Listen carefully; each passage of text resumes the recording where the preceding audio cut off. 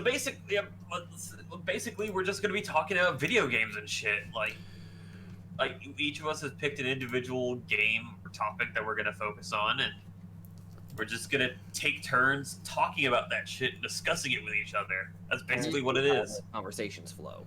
Yeah, we're just gonna start talking and shit, like as we do at the end of every fucking stream. Yep, it happens a lot more than you would think. Exactly. Like when the cameras go off, like this is the kind of shit that we just talk about. We literally just talk about whatever it is that goes into our minds, and it's basically the same thing here, except we're recording it for you. Exactly. Hey, feel special. How dare you? Okay, we don't have face cams in general, so yeah, all right, get to enjoy us talking.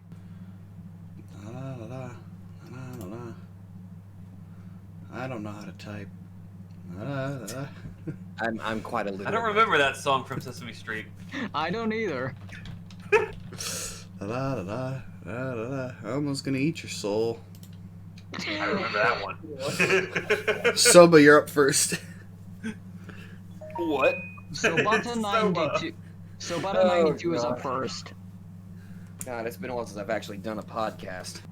I personally was thinking about talking about the, there's been news about the whole Disgaea 6 debacle, and the debacle itself is that apparently, while the game hasn't been fully released yet, hell, it hasn't been released in Japan, there's talk about how there are certain classes that are being cut, classes that have kind of been with the Disgaea series for a while. So I decided to just kind of look into the development company, because I've already heard stories about how the company itself was kind of low on money. And to be fair, it did take them about 5 years to do another installment to the Disgaea series, because Disgaea 5 was released back in 2015, if memory serves. And I ended up just doing a little bit of research about the company, how it was actually... Apparently it was founded in like 1991, but I could not find any information concerning about why, but it had a relocation scenario, so it was relocated and reincorporated in like 1993. So apparently, okay, I actually learned quite a bit about looking into the company itself, and the name of the company is NIS, which it stands for Nippon Ichi Software, and the American branch is, well, Nippon Ichi Software America. That's pretty obvious. Well, I was looking into it, and apparently, I didn't know this, they actually got a Guinness World Record. Oh, shit. The record itself was the company that released the most strategy RPGs back in 2012. Oh, shit. Huh. So it's Okay. it's the Star Wars of their video games, because Well, Star Wars has the most video games to their name. Yeah, I think they do, yeah. Shit, I think so. But hell, I even learned that, like, I think I gave Otter a copy of this, but the first game that the NIS ever published in America was Phantom Brave. Yes, you did, and I was very confused. You're welcome. I think I remember you talking to me once or twice about it, but I don't remember some of the details. Well, the thing about the NIS games is that a large amount of the games that they've developed, they seem to have like an interconnected universe, and they are always referencing other games that are, well, I refer to this as the Disgaea universe, because pretty much there's always a shout out to another character that NIS has, done. They always have him as an extra character, DLC, or he even just has a random character that's a bit of a running gag. They have a freaking character whose main gimmick is that she does not have her own video game.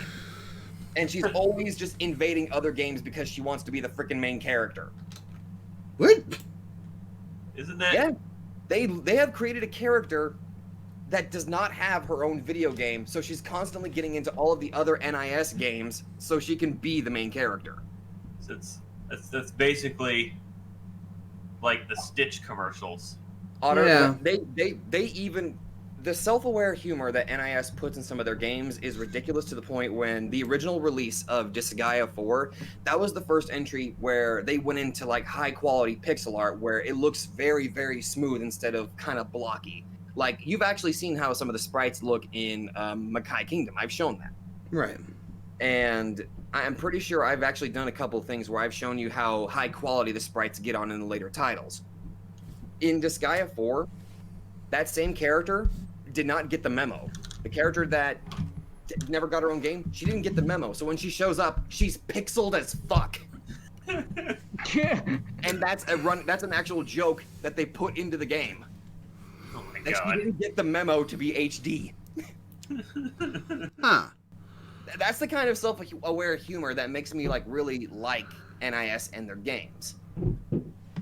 Now, let's kind of get a little bit into the financial stuff. I couldn't necessarily.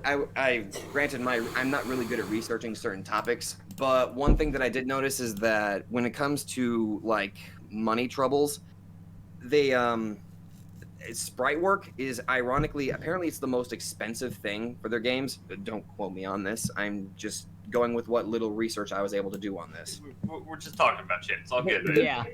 The sprite work was the most expensive thing, the most costly thing that they could do. And I've actually shown footage of some of how crazy some of the animations and the attacks are in the game.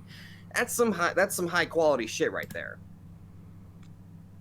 Yeah. However, it was a bit much, which kind of moves me into why they switched to 3D sprites for Disgaea 6.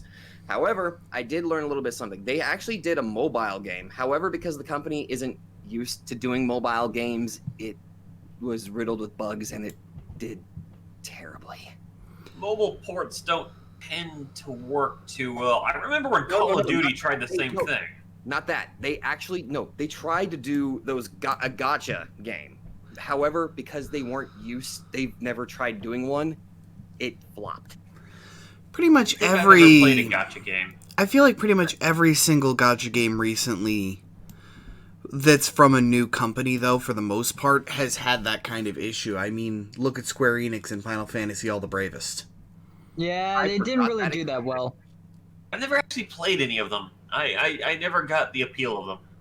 The only one I'm currently playing is Bleach Brave Souls because, well, I'm a Bleach fanboy, and I'm actually kind of having fun playing it every now and then. But apparently they tried doing, it was basically a Disgaea gacha game. Now, I myself haven't played it because I don't even think it's translated. I'd actually have to look that up. But apparently it did not do very well, so... A lot of companies just seem to think that they can make a gacha game, shove it out there, don't have to put in an effort, and they just have to rely on it being a gacha and them having a series. Exactly. That's normally what I hate about these big companies, because they think they could just get away with anything because it's all for corporate greed. The problem with that... Oh, sorry. Yeah, like there's a lot of things going out about that, right? Like at the moment. I think the reason why NIS did it was because I forgot what it was called, but they had to file for something to where they couldn't necessarily pay for their employee. They couldn't pay their employees, so in order for them to actually try to make some money back, they had to start selling stocks in order to pay their employees. I think that's called bankruptcy. No, it had a different term. It was pretty close to it. Yeah, it was pretty close to it, but it had an actual term, and I'm trying to remember what it was. I think it was. Poor management skills. I should have written it down, and I'm an idiot for not doing that. Oh. Because I have like a little thing of notes here that I took, and that's the one thing that I forgot to freaking do. Don't worry, it happens to the best of us. But so they've been kind of in some financial straits, so I can kind of understand why they tried to get into the gacha market, but because they didn't have any experience making one, it kind of backfired on them. As it would. So now I could kind of sort of consider that a decent reason for trying to get into the gacha, to try to make some money back for the company so you can pay your employees instead of having to resort to selling your own stocks. Yeah, but with these companies, should've- that's never what they do. They always pay off themselves first, then whoever they owe money to, then their employees. Yeah, that tends to be how they run the company. I've actually thought of a similar scenario to the game I want to talk about, but I'll hold off for that. I think part of the reason I think they've been able to make at least some money back because I've been noticing they've been starting to port more of their titles that they work with to the Switch and PC. So I'm thinking that that's one way that they've been able to at least start making some money, and that's how they were even able to probably make Disgaea 6 in the first place. Maybe, but I feel like Switch ports are just easy money right now. Pretty much. Yeah, I mean, the Switch is a surprisingly good system, so it makes sense that RPGs that are very grind heavy, probably good for a portable system right there, rather than being on a main console. Oh, Exactly. absolutely. You're talking about something like 100 to 120-hour game, like example the Final Fantasy series. Something like that is more rooted to on-the-go play. Right, and it's much easier for me to play games that have grinding in it on a portable sort of system. It just feels much more easier because you can just kind of start on the go and then just stop and then pick it up later in like menial tasks and stuff like that. It lets you stay consistent with it. Whereas with consoles, you're just sitting down on a bigger system and you have to take the time to turn it on, warm it up, and boom. But then you got the Switch, which is just very good for RPGs in general. The Switch is a pretty decent all-arounder. Because it's both kind of like a jack of all trades, I think. It's both a stationary console as well as a portable console.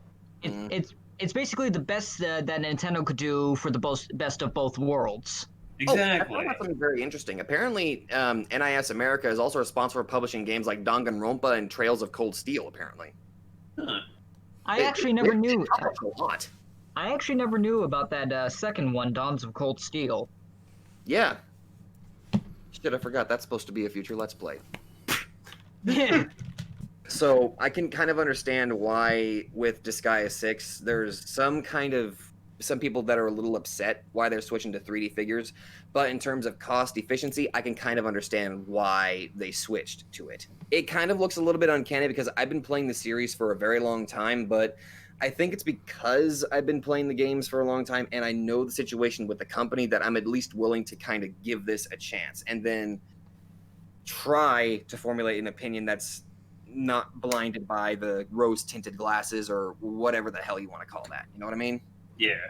So far, I've spent quite a bit of time kind of analyzing the trailers because I might be addicted to the series and that might be an actual problem. Maybe just a little bit. Just a tiny little bit there. Yeah. Considering it's a majority of what you talk about. Well, you shush. So then here's my question as an outsider to that series. Go ahead, let's hear it. Is the pixel art a selling point for the older games, for 1 through 5? The selling point for me... Okay, trying to go on an outsider here. For the Disgaea series and just the other games themselves, what I've always liked is specifically the customization and, well, this will probably sound a little weird, kind of like a power fantasy, I guess? Because you've seen some of the animations for the attacks. They go balls to the wall with some of their attacks, explosions, destroying a lot of freaking shit without rhyme or reason. Doesn't even matter. Congratulations. You can destroy the Earth 1 billion times over and you'll still be right back on the map. So it's basically the animations. The animations of the games have gotten progressively better and more flashy and more crazy. And I think it's because of that. They have no holds barred in terms of designing attacks, classes, and I think the biggest seller for me with the series is customization. With every new installment to the series that they do, they add on more mechanics well, they kind of hit a bit of a road bump with Disgaea 3, but it got progressively better and better whenever they kept on trying to improve on certain stuff. So then in that case, the idea that they're swapping to 3D modeling in order to save money on pixel art worries me. Yes. Because a good 3D modeler actually is going to cost more than pixel art. I think it's because... for example, you guys have seen the new logo for my channel, right? Yeah, I saw that. It looks pretty darn good. That was $30. Damn. Ugh. To rig a single 3D model for VTubing is $250. Yikes. I can see where this is going. So yes, you can produce 3D animations cheaper, but my concern is if they're producing them cheaper, the animation's going to take a dive too. Exactly. Are they sacrificing that flash effect? Are they sacrificing the customizability? Because if you want customizability with a 3D model, you need a totally different 3D model for every customization. There's kind of an opposite effect that happened with another game of mine. Golden Sun, like the third installment, with the summons, they upgraded the graphics to those and the animations to a whole new level. But the rest of the game kind of suffered a bit more. Like, a lot less effort was put into the puzzles and the environment. So it felt sort of empty and, like, hand-holdy, unlike the previous two installments. Which were all 2D animation. Oh, I definitely want to try to expand on the whole hand-holding thing, because that's actually another bit of a complaint that some people are kind of bringing up. But first, I want to talk about the loss of... I guess the best way I could probably put this, Otter, is the fear of the loss of quality. Think that sounds about right? Yeah. Unfortunately, with that, I've only been able to see, like... I think they just recently released a new trailer about, I want to say a week or two ago, and I've been kind of digesting it, just trying to figure out, like, what all is in there. They're trying to keep... I think they've actually managed to keep a lot of the mechanics from the previous titles, as well as introducing some new ones that I'm still trying to figure out myself. I will say, though, I think one of the mechanics I say is some sort of juice? I'm guessing that's supposed to be a replica of the curry shop, which in Disgaea 5, the curry shop basically makes it to where you can make a curry that gives a bonus to your entire party for however long. Basically, whatever ingredients you put in, it will basically create a curry that boosts several different aspects to your entire party. And you can extend that effect by not using the damn thing for however many battles. So if you do like 10 battles without using it, that thing's going to last you an additional 10. That seems like an interesting mechanic, but it doesn't speak at all to visual flair. And right. Plus, this is from trailers. And at this point with the games industry, I trust a trailer about as far as I can throw myself.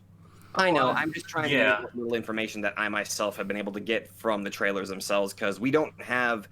I think there was a Japanese TV channel. I myself haven't been able to sift through the entire footage yet, but they got to play, I think, 23 minutes of the game. So we were able to kind of... I still haven't gone through the footage myself. I need to go through it. But now I'm going to expand a little bit on the hand-holding thing, because Glitch, you brought that up, and I immediately remembered that there were some people complaining about this. There's another reason why Disgaea 6 might be kind of iffy, is because they're trying to, I consider it a good thing. They're trying to make it more readily able to be played by not only veterans, but some newcomers, because they're introducing an auto battle system where you can literally adjust the AI of your units and make them grind for you. You can apparently you can just set the system down and they will do all the level grinding for you, just based on whatever's like, because I saw a screenshot and it literally looks like what would happen if you're trying to do coding. Okay. I mean, to be fair, I guess auto grinding is going to be very helpful, considering they raised the level cap from 9,999 to 99 fucking million. I kind of get that, because I do have a lot of games where I don't really want to spend the entire time grinding.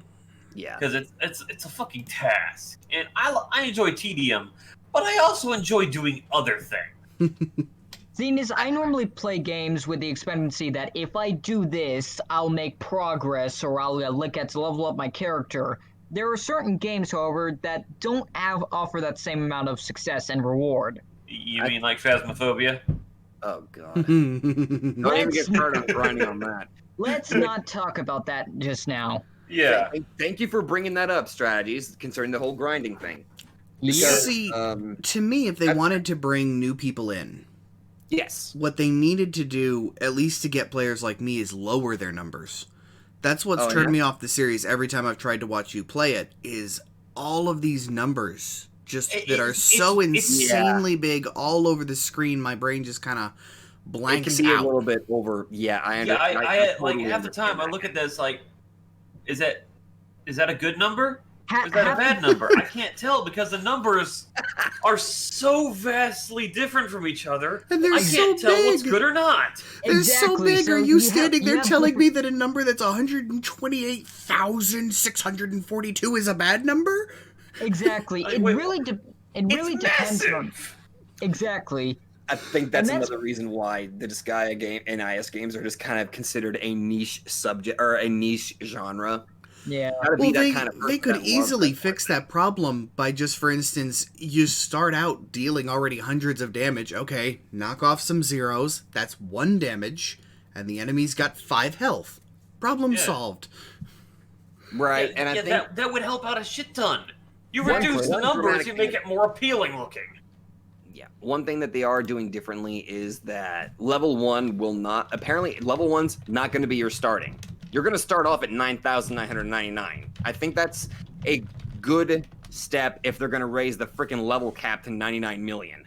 Why don't they just start you off at level 1 and lower the level cap?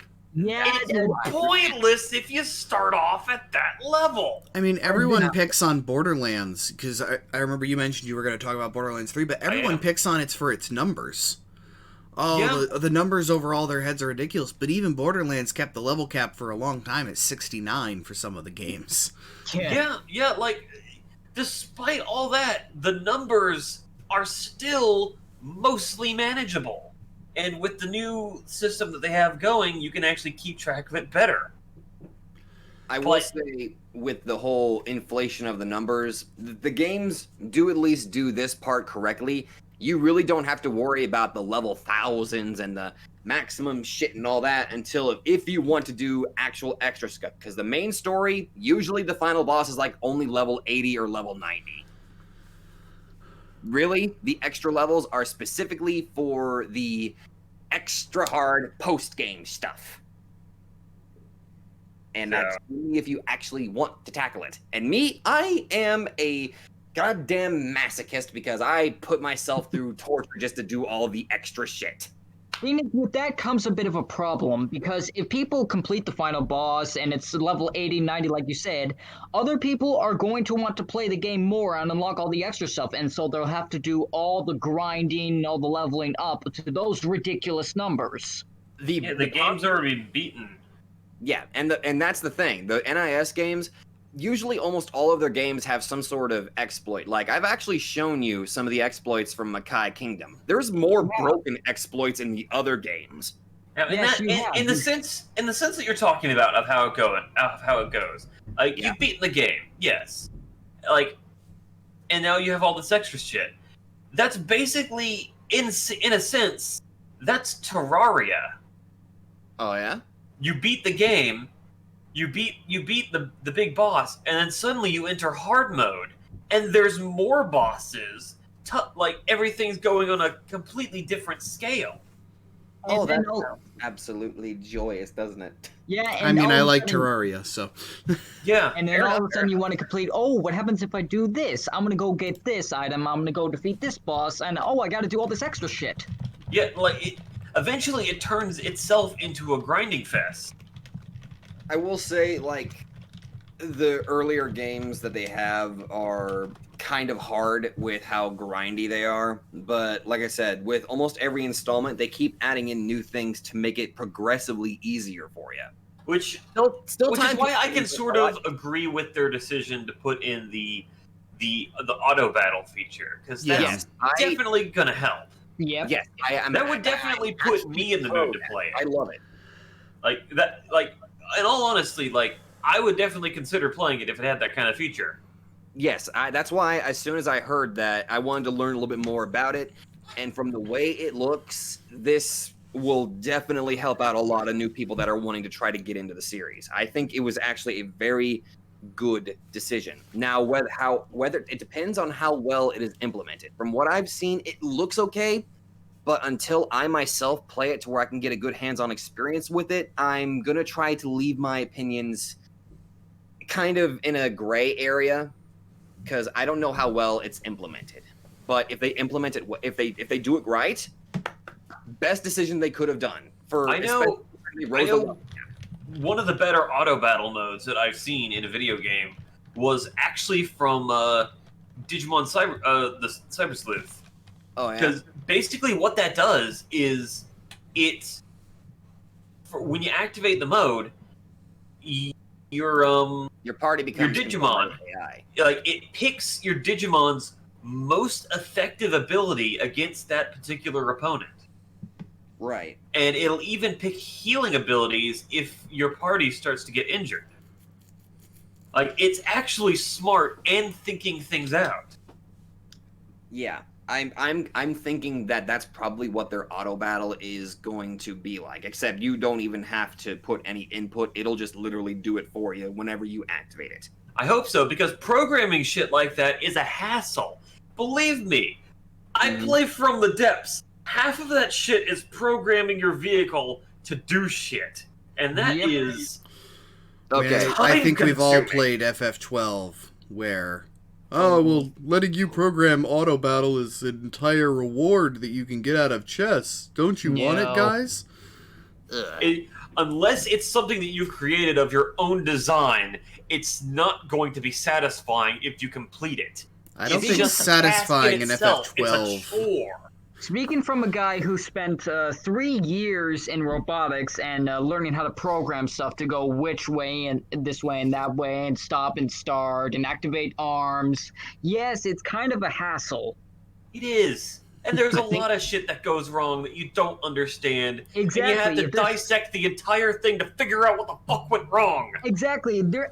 I've had so many times where I've raging like, why isn't this gear turning, or why do I have to? It was just so infuriating. Like people look at engineers think, oh man, they know exactly what they need to do. No. But no, we don't. It's a lot of trial and error. Mostly error. It is literally just a process of, okay, test number 30-something, maybe it'll work this time. So, yeah, no, programming in your auto battle is not the best option unless you extraordinarily simplify it. Yep. That's why like I said, from what I've seen from the little bits and pieces, I think I know what they're going with from... I'm not good with analyses, but it does look like it is meant to be easy to understand. I can't read Japanese worth shit, but I can look at symbols and kind of understand what those mean. Yeah, Google Translate, please. Thank you. Yeah.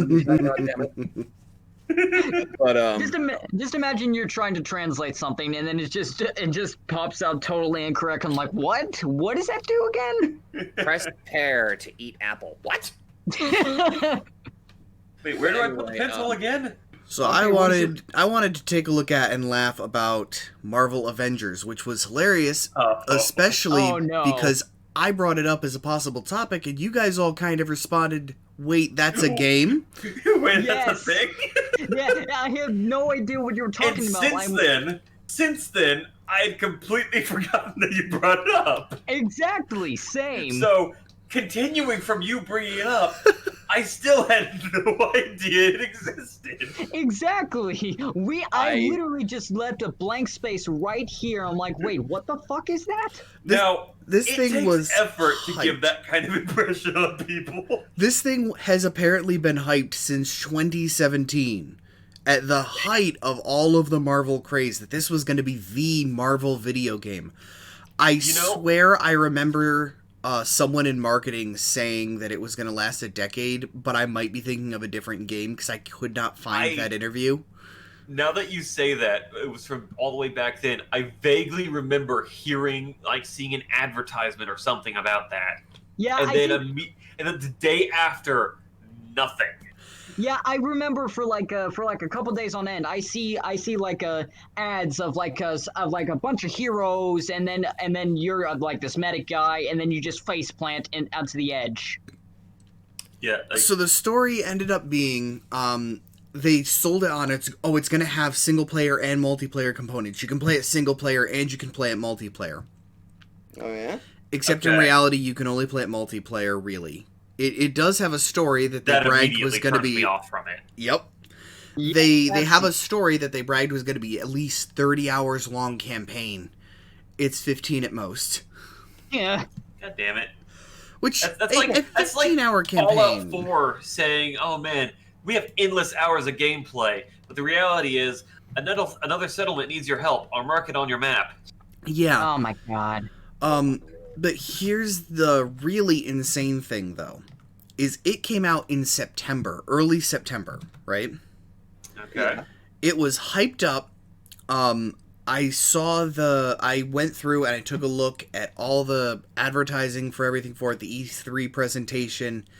They are selling this thing so hard. They were selling the fact that all of the heroes coming up, they're going to be free. All the new game content that we're going to come out with, new story missions, new maps, new worlds, all of that's going to be free. Oh. Okay. It's going to fund itself off of cosmetic skins for the heroes and battle passes for the heroes. Interesting. Oh boy, battle passes. If a game like that actually released, I'd be okay with it. It did release. That is the monetization model that it's using. Like right now, this is amazing to me. I can go to their website, and this is hilarious. If I want to check on their media, it's a bunch of pre-rendered images that appear to have been the same for as long as the site's been up. Oh, no. And if I want to if I go to the war table is their weekly update. I want you guys to remember that it's their weekly update. Oh no. When I click on war table, though, it's a video from November 1st. Not their most recent war table. It's their first war table still. If I click on redeem code, it asks me to log into the site. But if I click on marketplace, you want to see what's up in the marketplace right now? Hang on, let me show you what's in the marketplace right now. We have a rotating marketplace, Chief. Would you like to buy currency? We have a nice big button right here for you to get some currency. No. No. But so it's skins, it's specialized takedown moves for some of the heroes, some of its interactions, loading screen pictures, stuff like that, idle animations, gestures, all of those are what you can get with the in-game currency and the battle pass. Oh, man. And all the content that is coming out for it is supposedly free. I say supposedly because there's no content that's come out for it. This is sad. They have so far promised Hawkeye as their first new hero. And it's going to be, they said, Clive Barker, Hawkeye. And then they announced the next hero after that, who was supposed to come out in October, which was also Hawkeye, but a different Hawkeye. Comic Hawkeye? And Kate, I think was the name. Kate? 8? Yes, Kate. Kate something. I'm going to Kate have to Bishop. ask this. Kate Bishop. Who the hell is she? I don't know, actually. Wait, Kate who? Kate Bishop. Kate Bishop. Bishop. It's a female Hawkeye. She's literally just another Hawkeye. She is a member of Young Avengers, a team of superheroes in the Marvel Comics shared universe. Okay, Young Avengers. Okay, I've heard of Young Avengers. They're basically, if I'm remembering correctly, it was all the heroes got rebooted. Like, Hulk is no longer Bruce Banner, it's some Asian kid. Okay. Excuse me? But so, you remember how I said the war table is weekly? Yes, and how it's actually not? Yeah, there's no war table this week. Didn't think so. And when you read last week's war table, you get a pretty good impression on why. The game has no roadmap for a live service game. Oh no. Come on. If you look See, now at I'm opening up the website because I'm way too curious about this. if you look at last week's roadmap, Over Manhattan, minimum power level 40. yeah, they added some more missions, except those missions were already in the game. Ow. Wow, they're really grasping. They just included some stuff for the week. I love this one. Pro tips. Modifiers are game changers. Check out some pro tips from our team that will help you prepare for this week's challenges. Clash, when Clash is active. Oh my god! I found a chat. I found a chat on the video when I clicked War Table. Mm-hmm. Can we get anything? This is nonsense. We paid so much just for a game to do nothing new with it. Trying to keep hope for this game, and there's nothing to hold on to anymore. And then below them, Marvel Avengers responded, "Welcome back." Oh. Up front, right after the pro tips, there's a marketplace update, guys. Like all of these games, their marketplace was functional the day it went live, and nothing else was. And then they've got a Q&A recap. And I read through this whole Q&A, and it's so awful. Yeah, exactly. I'm looking at it right now. First question. When are we going to replay the campaign? I really want to play it again, and my brother wants to play it for the first time. The answer was, we love the campaign and definitely want you to be able to play through it again. While I can't give a specific date, what I can say is that our first working version is in test right now. So yeah, you can only play the campaign once. Once the campaign is done, the only thing there is for you is multiplayer. That's stupid. Any chance of adding beyond seasonal stupid. events? Oh yeah, that's a good idea. We'll probably do it. Can we get story-driven content for each character? Yeah, eventually. Are we ever going to get updates for skill trees? Eventually. Is cross-platform a thing? Maybe in the future. This just makes me feel sad. Yeah, exactly. Love the game, but it's taking too long for new content. We would certainly love to put everything in your hands immediately, but things just take time. Can you give us a roadmap? I believe in this team. We certainly believe in you. We have so many plans for the future, and we're just scratching the surface. Stability is really harsh on PC. Don't worry, stability is really harsh everywhere. They only address the PC. Oh. Will we be seeing a bigger variation in level design in future content, and perhaps retroactively existing in war zones? We have certainly heard this feedback, and we are working on it. It's all about baby steps and variations. And then everything from their down community spotlight is just pictures. What? And they kind of promised at some point that, I think it was in the roadmap section, that we would hear more in the next update, in the next war table. So what do you know, there's no war table this week. Because all they said was that they were pushing off the new Hawkeye to outside of October and never gave anyone a bigger date than that. I don't know. It says that there's like a war table in 20-some minutes. Yes, that's the video. Check out the date on that. It's 9/1. Oh. That's the first war table. You know what it says at the end of the entire document? Oh my god. What? It says, "Till next week, we'll see you online and in game." Now that's the final thing. That's the final thing. Well, semifinal. No one is playing this game already. Remember, I said it released at the start of September. Yeah. And if I go with the PC version and check the Steam charts, current 24-hour peak for a live service game, 942 players. Oh my god. Wow. Oh.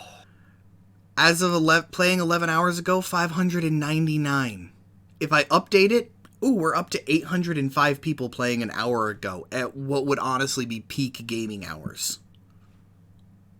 Oh wow. So this is all just about the fall of what used to be a mega titan. You can watch it drop if you look at the Steam charts. The day after release, September the 6th, they had 28,145. And it just drops like a rock until we're now under 1,000. Wow. That's bad. It is insane. And you can compare that to, when did Destiny 2 release? October 28th, 2019. Yeah, like... And Destiny 2... more about Destiny 2 than I have of this game. Destiny 2 is still pulling 55,000 people right now. Fucking shit, dude. It's a new level of just sad. This game is already dead. And everything you can find is them trying to backpedal, backtrack. On the 15th, they released a State of the Game update. State of the... They never once say that our player base is low. They never once say they've messed up on anything. Instead, we have been thrilled to see so many of you enjoying Marvel's Avengers, to watch you fall in love with Kamala Khan and the Reassemble campaign, customize iconic superheroes your way, and discover new Warzone co-op strategies with your friends. The launch was not without turbulence, and we recognize that a number of issues detracted from your enjoyment of the game. This does not align with Crystal Dynamics' value of craftsmanship, and for that we sincerely apologize. Over the past few weeks, our team around the world has been heads down fixing bugs and tuning key gameplay systems, guided in part by your feedback. Since launch, we've released rapid updates to address these bugs, improve game stability, and refine our matchmaking system. While our work is never done, these fixes and additions have made improvements for the overall player experience. As a sign of our appreciation for being with us since the start of this journey, you get a bundle that includes 1,500 credits, which is enough for a legacy skin and a nameplate, 7,000 units, which is the crappy free currency, 250 upgrade modules, because you have to unlock upgrade modules to upgrade the character, 20 DNA keys that I'm not clear what those do, and an extra nameplate. And I find it kind of insulting that this game and you could only claim that bundle until today. Today was the last day you could claim the bundle. I have no sympathy for them. That's oddly hilarious for some They reason. want to lie and avoid the question to their own players who rightly deserve an answer. Then they can go bankrupt for all I care. They're dead to me. Oh, maybe you don't want them to go extinct. Oh, Square. Oh no. So no, Yeah. the people directly responsible are Crystal Dynamics. They're a subsidiary of Square Enix. Crystal Dynamics are the people behind some of the Tomb Raider games, the Gex games, and the Legacy of Kain series. Oh, shit. So I'm pretty sure someone wouldn't want that. We're still waiting for an actual remake that works on PC. Yeah, good luck with that. I don't think we're gonna get it, honestly. No. Considering this fiasco, I doubt that's gonna come anytime soon. No. But so at this point, the game is dead. People are spending insane amounts of time just sitting and matchmaking to try to play the game. They've tried implementing bots, but it's an objective control-based game in a lot of the game modes. You know, this whole thing kind of reminds me of Hawken. Oh. I haven't heard of that one. I haven't either. Yeah, that's about the same reaction that you got when you brought up Marvel Avengers. Basically, what it was it was supposed to be a bit similar to Titanfall, except you never left the mech. It was all about mech battles. And the game, you can't find it on Steam anymore because they took it down. Like it failed so hard. Oh. It failed so hard. But so to wrap up the Marvel Avengers thing, Yeah. they say that basically we'll get real new content sometime. The last thing that anyone heard was in the State of the Game update from the 15th of October. That was the last time we got a direct statement about upcoming content, where they said that Kate Bishop was getting pushed off to sometime after October. A new bit of the story would come when she came in, taking aim. The Tachyon Rifts become a harbinger of a new threat. As the players investigate the source of them, they will pick up on a story that begins shortly after the conclusion of the Reassemble campaign. Then will come Clint, i.e. the Hawkeye from the movies, So after Hawkeye will release Hawkeye, aren't you excited for all these new heroes, guys? It's But it just literally one hero. It literally reads, then comes Clint, parenthesis, we'll have more information on him later. And then Isn't it Clint says... also Hawkeye? Yes. God. All they're releasing is Hawkeye. And then, and then it Hawkeye. Here's some continues. Hawkeye and some more Hawkeye. And then it continues, and looking into 2021, meaning all of the content, all the major content they have planned for all of the first 4 months of this game's life was 2 Hawkeyes and this story mission they're talking about that have been pushed off to unknown time after October. Wow. But looking into 2021, our biggest Avengers Initiative edition yet will include a new hero, region, and narrative arc. Normally whenever you hear about delays in this time and age, you give them a little bit of you just kind of forgive them just a little bit. Yeah. But not when the Something game like this. not like this.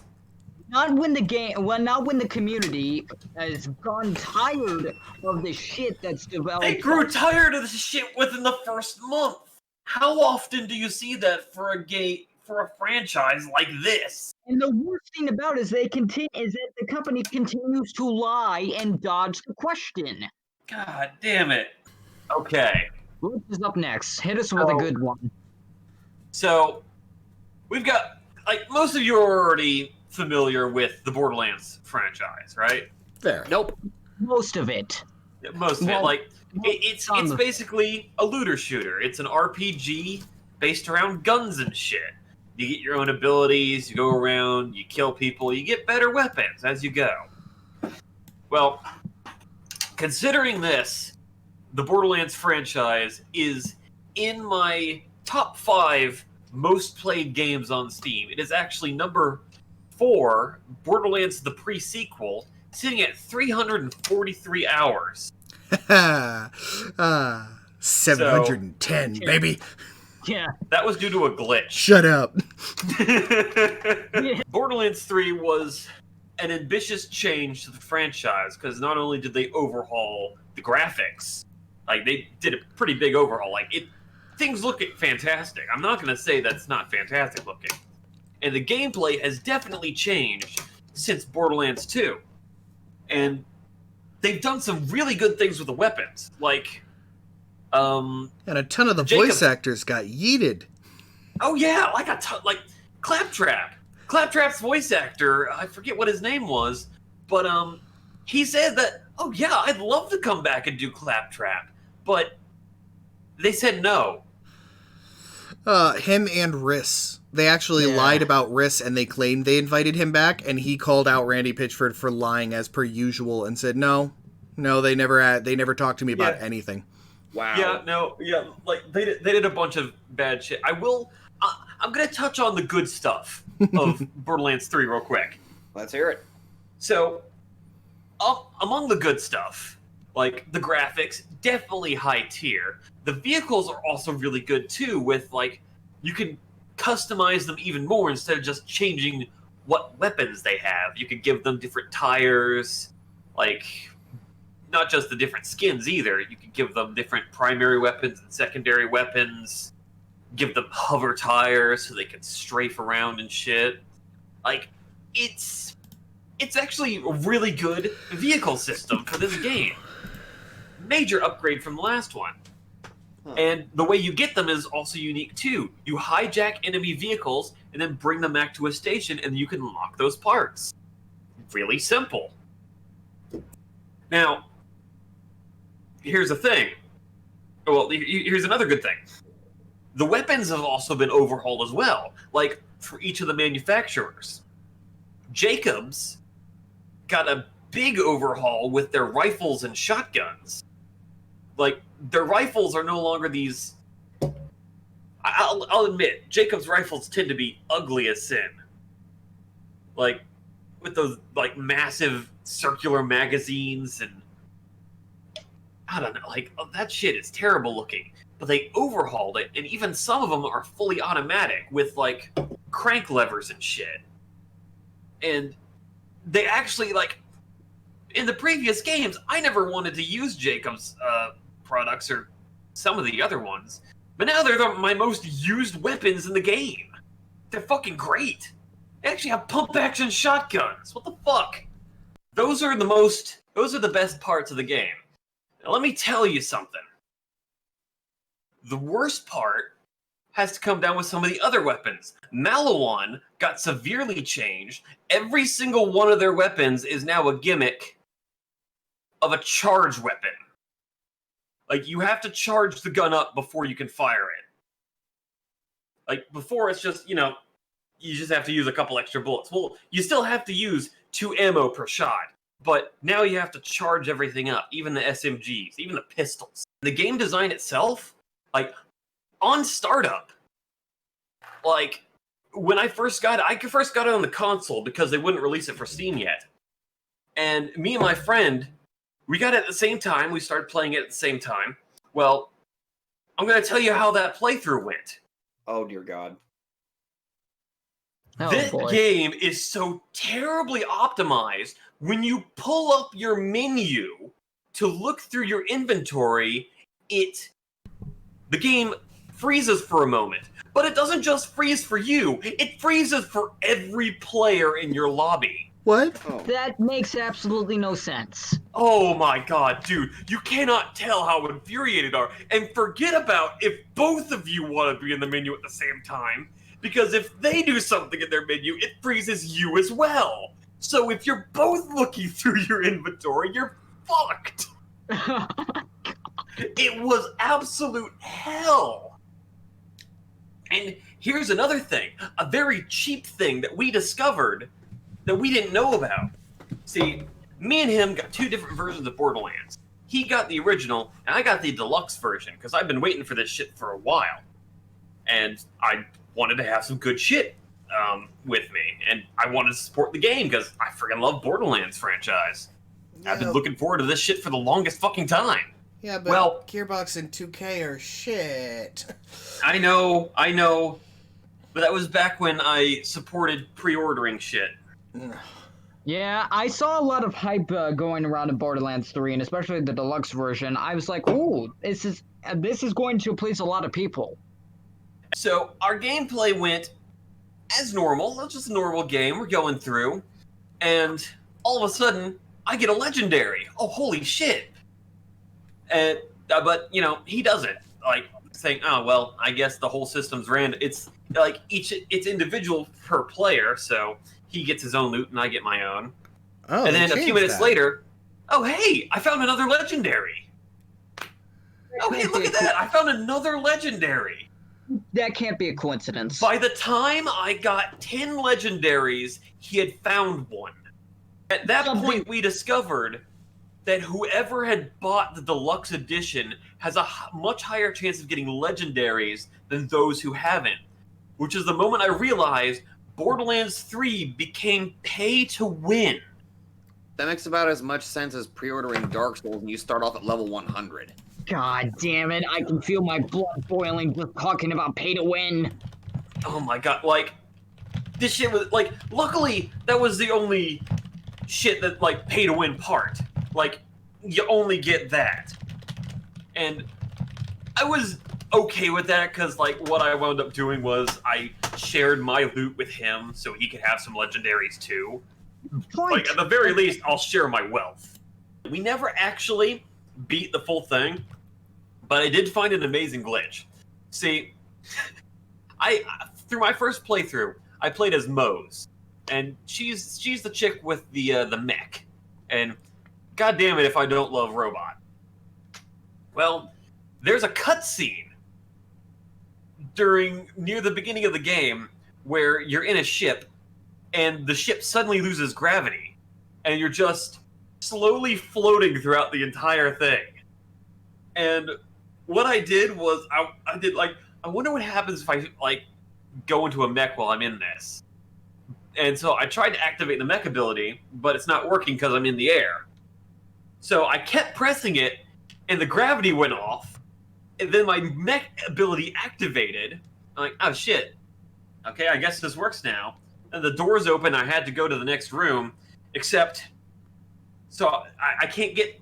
The mech is the most annoying thing in the game, because the mech cannot fit through doors. Like, every single doorway is just a little too short.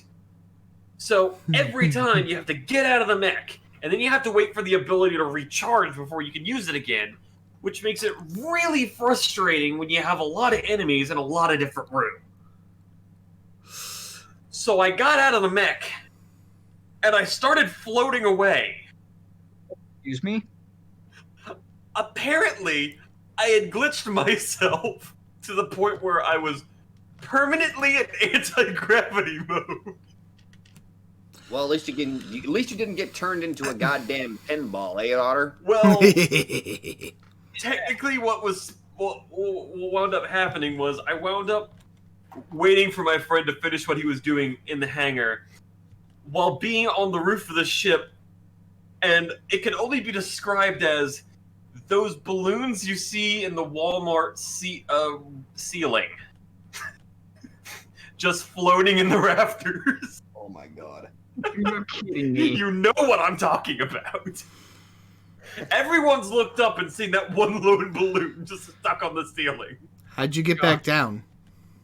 Yeah, He went to the next location, and what I found out was the glitch had not resolved itself. So, like, I was on the ground, and I'm like, oh shit, oh cool. Like, I guess it's good. So I tried to jump over a cliff, like a little ledge. I went straight up into the atmosphere. Screw gravity. It was the funniest shit. Like, we were playing on Xbox, so luckily we got that shit recorded too. But another problem I do have with it is Borderlands pre-sequel set as standard for the series that Borderlands 2 would actually follow when it re-released its final DLC that was supposed to lead into Borderlands 3, which is the characters having special interactions with, like, the NPCs. Like, the NPC will say something to them and they'll respond, and then the NPC will have a specific reaction to whatever character you picked. And that's what Borderlands pre-sequel did. Like, they would have unique interactions based on which character. Yeah. Well, they don't do that here. All of the lines that the NPCs have are generic towards pretty much. They just call you Vault Hunter. They don't call you by name. Oh. Like they did in the previous one. And all, like, they have it to where you have specific things that you can say in response. So, like, it's all scripted. It's all just a script, like, insert your character here script. And that took a lot of, like, the enjoyment away from me, because that's what I loved about pre-sequel. Like, it felt like your character was uniquely there. Like, people were actually reacting to them. Here, it's just like, I'm just some random dude, just give me a generic name. They have released a few DLC, and I will say the Handsome Jackpot is one of the best ones, if not the best one, and it has allowed me to create the most overpowered build I think I've ever seen in any video game. On the flip side, though, I've heard nothing but negative things about the newest one. I'm getting to that. Oh God. So much rage. This is going to be fun. The latest DLC, Psycho Krieg's Fantastic Fustercluck. I Now, say Mr. Cluck all the time, so I'm kind of happy that's an actual thing. Krieg is The best character they've ever made. Yeah, a DLC character from Borderlands 2 who had some of the most overpowered abilities. He was the most fun character in the game, mostly because of his dialogue. Uh-huh. He was just a psycho just like the ones that you fight in the game, but he was a good guy. Because he had a little sane voice in his head that kept him on track. Yeah, he was still sane, technically, and he was still holding on to that. Krieg was my favorite thing in Borderlands 2. He was so good. And you want to know how they handled him? What did they do to my boy? Well, first off, they separated both personalities individually. So but the fact that they were stuck in one body was what made them fun characters. Exactly. Why would you do that? And, not to mention, every single enemy is a reused asset from the main game. They didn't bother to create anything new, even though some of the parts of the level are flashbacks to, early on. When Krieg became a psycho, and they decided to use the Mark II loaders from Borderlands 3 instead of the Mark I loaders from Borderlands 2. The only new enemy in that entire DLC was the Bullet Riders, which is basically just psychos sitting on the back of a giant bullet that goes over and tries to kamikaze you. Okay then. That that old movie of that guy riding on the missile. Yeah, I remember that one. It was basically supposed to be a parody of that. That's the only unique thing. And considering that the last time they did something like this was Claptastic Journey from Borderlands pre-sequel, which delved into Claptrap's mind and into his psyche, and you get to see all this cool shit that's laid out so well. I mean, it still got a little repetitive towards the end of that one. It did get a bit repetitive, but it had content. Yeah. And that's my main problem. When you go into the first level, as you go, you'll eventually see one of the Kriegs. The good Krieg. And oh shit, he's got a quest. The quest involves you sitting there talking to him. What? That's the best kind of quest. Then you get EXP and a gun. Move along. That's As if nothing ever happened.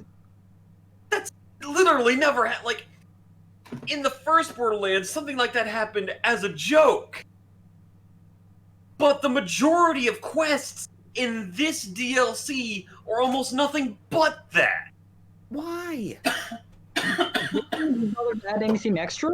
Because Gearbox is lazy. That's what it comes down to. Back on the fantastic Fustercluck, which greatly describes what it is. And not in a good way. Not in the way that we wanted. Because while it is chaotic, the first environment that you go to is so damn repetitive. The environment itself, it's supposed to be this chaotic mishmash of blood and organs and shit. It's shocking when you first see it, and then as you keep going, you realize this is all a bunch of the same shit they kept mashing together over and over again. It's not even shocking anymore. It's just kind of there. Throughout each level, I did find, in the original Borderlands 3, there are these stations that you can find throughout each of the maps. There's 3 of them in total on each level. And they are basically audio logs. If you collect all 3 of them in each level, it unlocks a loot cache with a lot of really good and rare loot. Pretty much almost guarantees you at least 1 legendary. And absolutely 2 purple rarity weapons.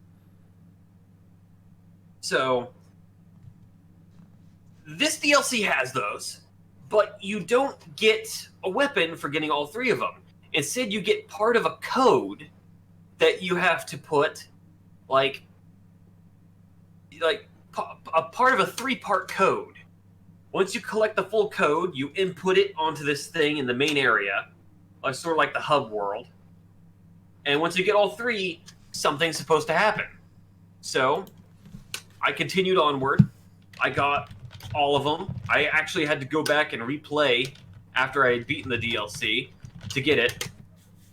I got them all. I got all 3 of them. It went through the thing, which was essentially in the guise of a nursery rhyme.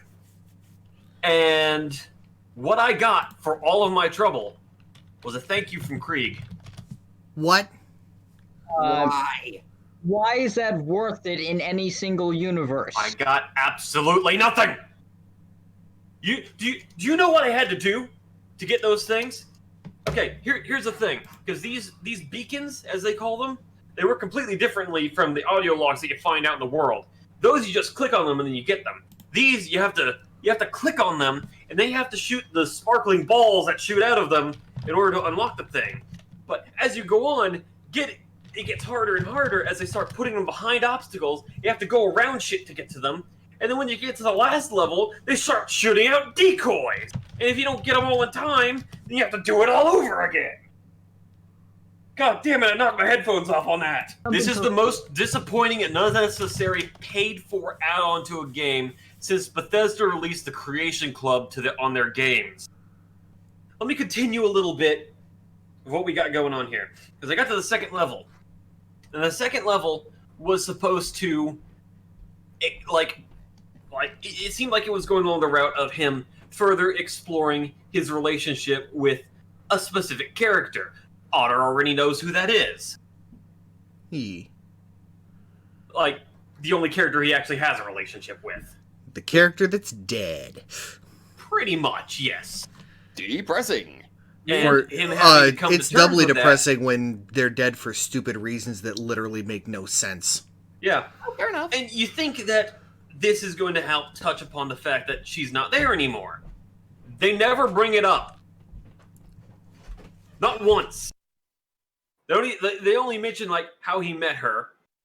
Then a train comes in and kidnaps her. Then you have to fight a train. You're fighting a train! It's a train! They literally just give you no single reason to give a flying fuck about any of this. Like, they make it like a dragon. They're They make it like it's a trying to dragon. make it It has a irreverent. nest. It's so stupid. It's not even on the good kind of stupid. It's a train. After not exploring anything with Krieg's former love interest, we now touch upon his backstory. Oh god, no. So we go into the lab that made him what he was. We learn nothing that we didn't already know. All we learn is the name of the man who did it to him. We know nothing about his backstory. All we get is a view of the facility, certain areas. There's a Matrix parody. Oh my god. Because everything needs And to have a when I say damn Matrix parody, remember that security checkpoint scene from the Matrix 1? Yes? They remake that.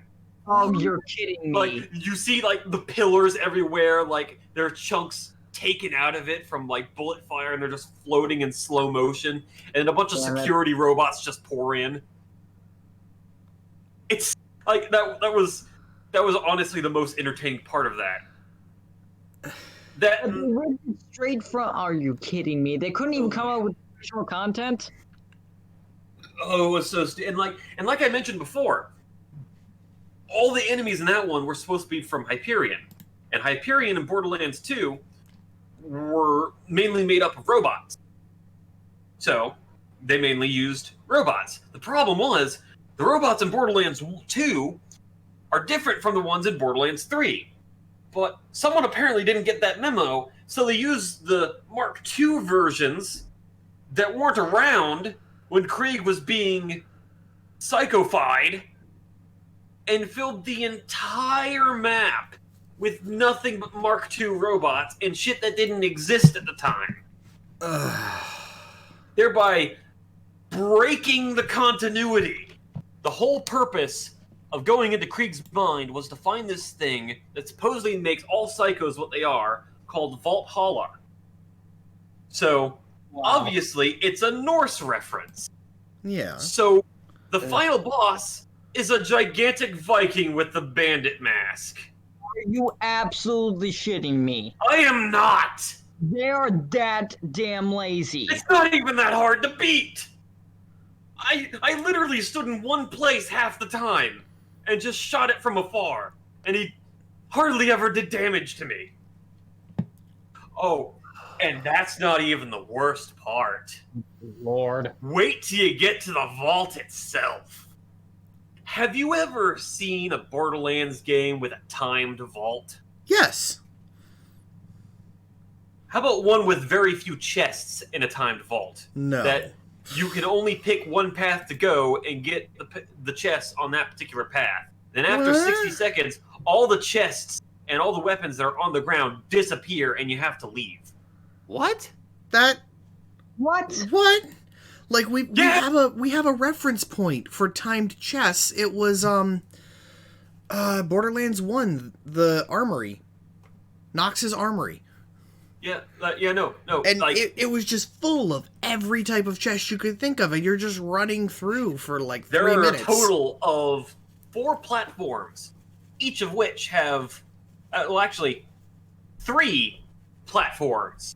Because the first platform doesn't count, apparently. You have to choose which booster you want to go to which platform you want to go to pick out whatever weapon that you can possibly get your hands on. So, and each platform has about 2 to 3, at max 3 chests on it.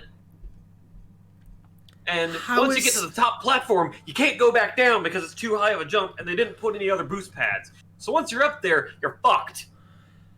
How And is if something you wanted called to get all the Valhalla? weapons, you'd have to set Borderlands 3 to have the same loot for everyone and have a whole party with you to collect everything. That's so stupid. How is something called Valhalla more disappointing than an armory? The fucking Oasis DLC from Borderlands 2 had the best vault in the game. And this thing was hyped up to hell, and it was so disappointing. Just seems to be the term for this whole DLC is disappointing. But wait, there's more! How? God damn it. So, for their entire thing, this was supposed to be the final DLC piece they released for the franchise, adding on to the final level cap. But that was just Season 1! What? Now they're releasing Season 2, and now there's a new version of Borderlands you can get that includes Season 2 with it! What? Yeah, isn't that exciting? Oh, It's so the Ultimate Edition, bitches! they're It's incentivizing you to. $99. Jesus Christ! Why the hell would anyone spend their goddamn money on such a useless piece of bullshit? Well, See, at here's the this thing. point, anyone Borderlands who would 3 spend base game is $60. Borderlands 3 Deluxe Edition is $80. The Super Deluxe Edition is $100. Here's the problem, though. Anyone who's going to drop $100 on Borderlands already bought the other edition. They bought it on I got the release. Deluxe Edition. Going away from that horrible topic on the shit that Borderland has done, I have sort of a I'm not going to talk for nearly as long. God no. God knows you got to put that final rant in the video because I just went off. Yes, I'm not going to talk for nearly as long. Okay, so starting off, I have a couple things I have to say. First off, have any of you heard of a company called Vigil Games? Vigil Nope. game? Doesn't sound familiar. Okay, Vigil Games is a indie developer. It's an American company owned by THQ. It's in the same genre as Gunfire Games is now. Dude. Oh, that's They why. were in- Long time. That's why I recognize the And they- name. and any of you know what they are famous for creating? I just looked No. it up to figure out why I recognized them. It's because Yeah. it's because of the Darksiders series. I've only ever played a bit of the second one. I've never Did really they? extensively played it. Then you are in for a treat. Oh, Who did Darksiders Oh boy. 3 then? Oh my god, it's so It's so damn wacky, but I love it at the same time. I played the first one. Yeah, the first one is great. Okay, so and for those of you who don't know, mainly Glitch and probably anyone else who watches this podcast, this is basically how everything starts out. You're basically playing the role of one of the four horsemen of apocalypse from the Bible. Basically, finding yourself on Earth in the midst of a war going on between heaven and hell. It starts off with just like a normal day on Earth, and then all of a sudden, all hell breaks loose, literally, and demons start invading the city. One of the four horsemen is called and tries to reel him in, but fails. And afterwards, he is basically sent to the Charred Council, who is furious at the lone horseman, who is named War, by the way, one of the four horsemen's apocalypse. Yeah. They basically blame him for destroying the equilibrium that was placed between heaven and hell and starting the apocalypse in the first place. War responds by saying, "No, I was summoned. Something summoned me to Earth and caused everything to happen in the first place." Eventually, after some argument, War wins the conversation, and he is sent back to Earth to fix all this bullshit. Listen, you're right, but we're not going to bother with this, so you clean it up. Yeah, exactly. That's what happened. Fast forward. The Sarah cleanup detail. Yeah. Oh God, no. So that's basically the main plot of the game. It's in a nutshell. There's more that's going to be announced as I get into it. All right. So they send him back to Earth. However, the problem is he's been sent 100 years into the future, and most of humanity is dead. Don't you hate it when that happens? Yeah. And and in the middle of his journey, he gets attached to a. It's been so long since I played a Darksiders game, but basically, he has to seek out help and absorb souls from the demons for basically currency's sake. And he buys a favor, I believe, off of one of the demons named. God, it's been so long, I don't remember his name, but... God, I'm having a hard time remembering it myself. I do remember the whole collecting the souls bit, though. Yeah, you have to collect souls, and then you can use them to unlock abilities with your giant-ass blade known as Chaos Eater, which is basically just a giant dual-bladed sword that you wield with two hands. It's amazing, and it's so satisfying to kill the demons with them. The demon that War was sent to interrogate has actually made a deal with the Charred Council and is now barring control of War, and he can't use his full powers yet. Something about bullshit and wanting to collect more souls and all that stuff. And eventually, War gets sick of this bullshit and makes his way to this huge castle that's now constructed on Earth, where supposedly Satan lives. And eventually, he finds out that there are four locks that have been placed, and War must go around the whole world, destroying these locks and defeating the guardian demons that guide him. Cue main storyline, cue amazing backdrops, stuff like that, blah blah blah, yada yada yada. All right. And I'm not going to spoil what happens at the end because spoilers are still a thing. Apparently. What I want to focus is the combat, and it's one of the main things why I love Darksiders so much. Here's what happens. You're thrown into everything. You start off with, like I said earlier, Chaos Saber, which is a giant unruly double-bladed sword that you could just swing around and decapitate not vampires, demons left and right. And also, you get involved with some angels here and there, and you have to kill them too, because you're War, you don't give a fuck. I want to say one thing. That damn sword makes freaking Cloud's Buster sword look like goddamn butter. It's so big. You need to look it up. It's so huge. And it's actually engraved with the souls of the damned on it. It's so badass. I love that sword so much. Damn. Anyway, you end up killing a bunch of demons, and you collect their souls. You can use them as like traditional RPG stuff. You unlock weapons, get upgrades for your sword, like a spin dash, you get a seismic slam. You also actually get access to War's personal horse, Demise, which you can use to go around the overworld and basically do a bunch of shit. As you unlock more demon souls, pun intended, it's a good game. You eventually get access to a very powerful ability, I believe called a morph, which basically it's your chaos form, basically, in a nutshell, and it allows you to turn into a giant destructive demon at death and destroy basically everything. It's your wait a minute. mode. Correct me if I'm wrong on this, but I'm pretty sure it was like at the beginning of the game. You pretty much have a large amount of your abilities, but you're kind of stripped of them, and you basically get a taste of it in the beginning of the game, and then So you get Metroided. you get Metroided.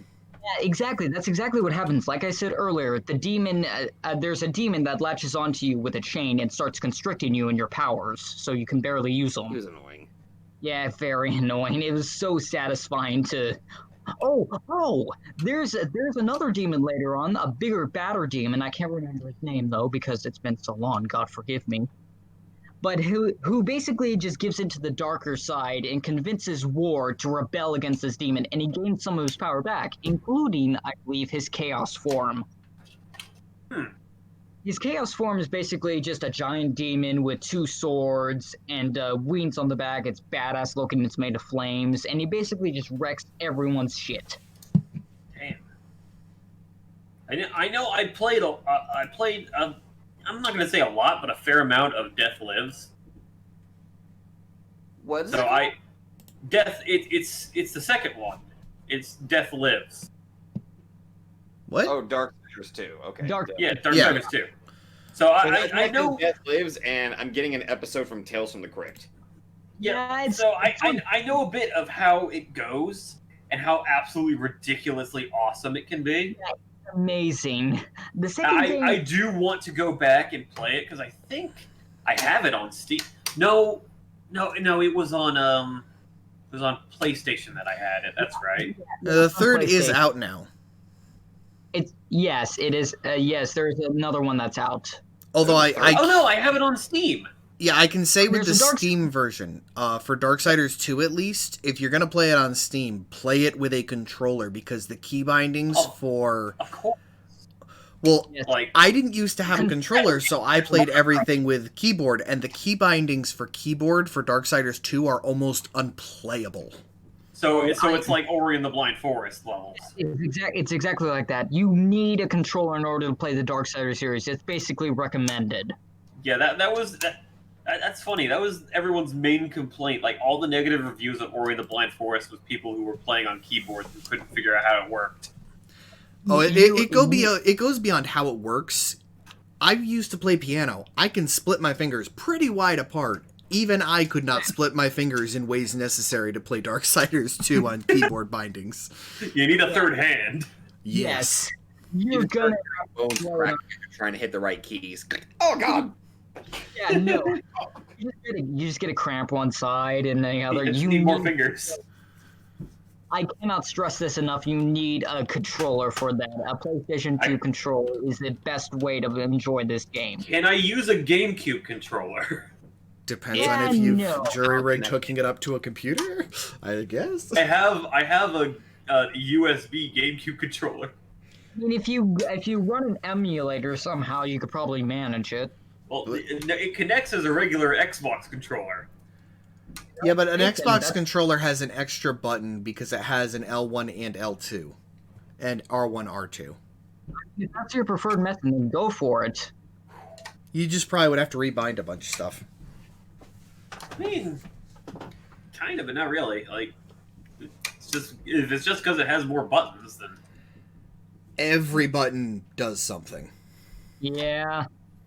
Yeah, but I have more options for shit. Either way, I'd probably be rebinding things regardless. So There are so many things that you can do in the Darksiders series that use all of the buttons. It's ridiculous. There's R2 for like you can get a grapple, you can get a hover jump in the Darksiders.